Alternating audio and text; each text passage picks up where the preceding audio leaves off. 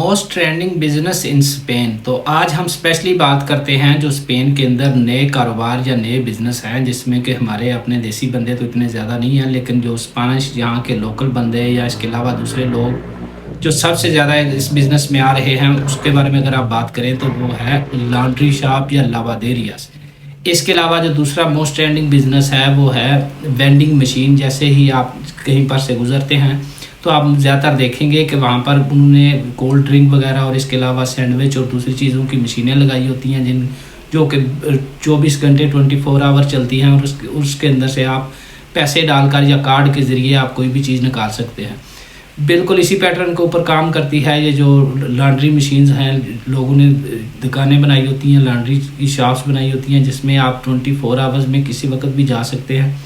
वहाँ पर आप अपने पैसे या तो कार्ड के ज़रिए या नगद पैसे डालकर आप अपने कपड़े वगैरह की धुलाई कर सकते हैं। तो ये बिज़नेस बहुत ज़्यादा ट्रेंडिंग इसलिए है कि पहले तो ये बिज़नेस वैसे अगर देखा जाए तो अमेरिका में और इसके अलावा फ्रांस में जो लोग भी वहाँ पर रह कर आए हैं वो देखेंगे कि बहुत ज़्यादा ये पॉपुलर बिज़नेस है। फ्रांस के अंदर भी लोग अपने घर में कपड़े धोने की बजाय एक तो इलेक्ट्रिसिटी बिल वगैरह, ये चार्जेस वगैरह जो बिजली के आते हैं उनसे बचने के लिए, इसके दूसरे नंबर पर अपने जो हमसाए वगैरह उनको तंग करने की बजाय बहुत ज़्यादा शॉप्स बनी होती हैं जिनमें जाकर आप आसानी के साथ बहुत ही सस्ती कीमत के अंदर अपने कपड़े को धो सकते हैं। इसके अलावा आप सुखा भी सकते हैं।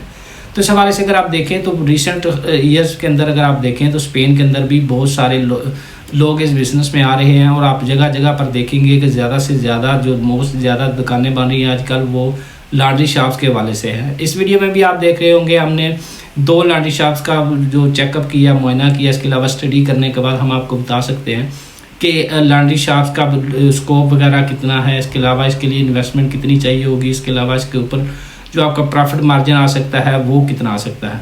तो सबसे पहले तो बात यह है कि ये स्पेशली बिजनेस जो है उन लोगों के लिए है जो कि अपने मतलब इन्वेस्टमेंट करना चाहते हैं, लेकिन उनके पास ज़्यादा टाइम नहीं है, वो टाइम भी ज़्यादा नहीं दे सकते, तो वो लोग इस बिज़नेस में ज़्यादा आते हैं। तो इस बिज़नेस के वाले के स्कोप के वाले से अगर आप देखें तो वक्त के साथ साथ जो स्पेन लोगों की नई जनरेशन आ रही है, आहिस्ता आहिस्ता एक तो घर का जो साइज़ है वो बहुत ही कम होता जा रहा है। इसके अलावा जो नई जनरेशन है वो लोग अपने घर के अंदर टाइम कम से कम गुजारते हैं, तो इसलिए ज़्यादातर लोग अपने घर में कपड़े वगैरह धोने के लिए मशीनें इस्तेमाल करने के बजाय लोग ज़्यादा प्रेफर करते हैं कि वो किसी भी गली साइड नुक्कड़ पर जाकर अपने कपड़ों को धोना पसंद करते हैं। तो इस हवाले से अगर आप देखें तो वक्त के साथ साथ इस चीज़ की ट्रेंड बहुत ज़्यादा आ रहा है। यही वजह है कि जगह जगह पर आपको ये मशीनें नज़र आएंगी। सबसे पहली तो वजह ये है कि इन मशीनों को लगाना आसान है, आपकी वन टाइम इन्वेस्टमेंट होती है, और अगर आपका रिकॉर्ड वगैरह ठीक है तो जो भी आपको इन्वेस्टमेंट चाहिए होगी वो एक तो आप बैंक से लोन वगैरह भी ले सकते हैं। इस हवाले से थोड़ी इजी काम है। दूसरे नंबर पर इस बिज़नेस में आपको 24 घंटे इस बिज़नेस के ऊपर नहीं रहना पड़ेगा, आपकी मेंटेनेंस होगी। इसके अलावा आप कंट्रोल करने के लिए कैमरे वगैरह लगे होते हैं जिनके ज़रिए आप कंट्रोल कर सकते हैं, और अगर आप हर हफ्ते में एक दफ़ा भी जाएँ और जाकर अपनी मतलब कैश कलेक्शन वगैरह कर सकते हैं, तो साइड बिज़नेस के हवाले से ये बहुत अच्छी अपॉर्चुनिटी है। इसमें अगर इन्वेस्टमेंट के वाले से अगर आप देखें तो आपको कोई भी 30 मीटर या 25 मीटर की अच्छी शॉप दुकान जिसकी लोकेशन वगैरह अच्छी हो, जिसके पास अगर सबसे आइडियल जगह तो यह है कि 25 से 35 मीटर के दौरान आपकी दुकान होनी चाहिए। इसके अलावा उसके इर्द गिर्द आपकी पार्किंग होनी चाहिए ताकि जो लोग भी कपड़े वगैरह धोने के लिए आते हैं तो उन्हें पार्किंग मुयस्सर हो। इसके अलावा जो सबसे बेस्ट ऑप्शन तो यह है कि अगर आपने मतलब जो इस्त्री वगैरह का जो ऑप्शन ऑटोमेटिक होती है अगर वो लगाई होती है, सर्विस आपकी अच्छी है, मशीनें वगैरह आपकी अच्छी लगाई हुई हैं, तो बहुत अच्छा आप काम कर सकते हैं। तो इस हवाले से सबसे पहले बात तो आती है लोकेशन के हवाले से। सबसे पहले तो आपकी दुकान के अंदर पार्किंग होनी चाहिए। दूसरे नंबर पर इस काम का जो दारोमदार है वो आपके बिजनेस ऑपरेशंस के ऊपर है। जितने क्लाइंट ज़्यादा विजिट करेंगे उतना ज़्यादा प्रॉफिट मार्जिन होगा।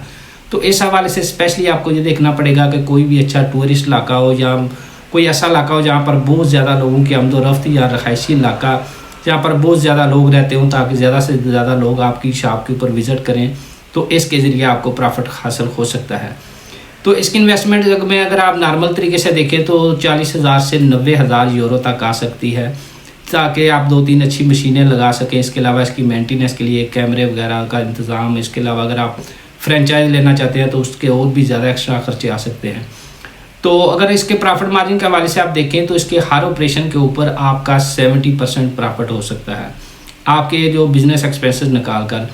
इसलिए जितने ज़्यादा लोग आपके शॉप पे विज़िट करेंगे उतना ज़्यादा आपका प्रॉफिट बन सकता है। और अगर एक एवरेज के हिसाब से निकाला जाए तो हर साल के बाद एक्सपेंसेस के बाद जो हर एक लॉन्ड्री शॉप एक एवरेज में देखा जाए तो 30 से 50 हज़ार यूरो तक कमाई होती है इस बिज़नेस में।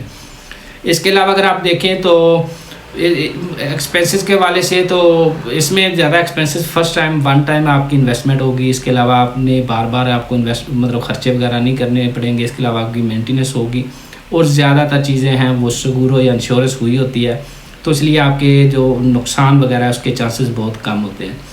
दोबारा से बता रहे हैं ये बिज़नेस स्पेशली उन लोगों के लिए जो फर्स्ट टाइम या जिनके पास लिमिटेड सी इन्वेस्टमेंट उनके लिए नहीं है। ये स्पेशली उन लोगों के लिए या तो किसी अच्छी जगह पर जॉब कर रहे हैं या वो ऑलरेडी एक अच्छा बिज़नेस चला रही है, तो ताकि वो थोड़ी एक्स्ट्रा इन्वेस्टमेंट कर साल के 30 से 50 हज़ार यूरो कमा सकते हैं। Thank you.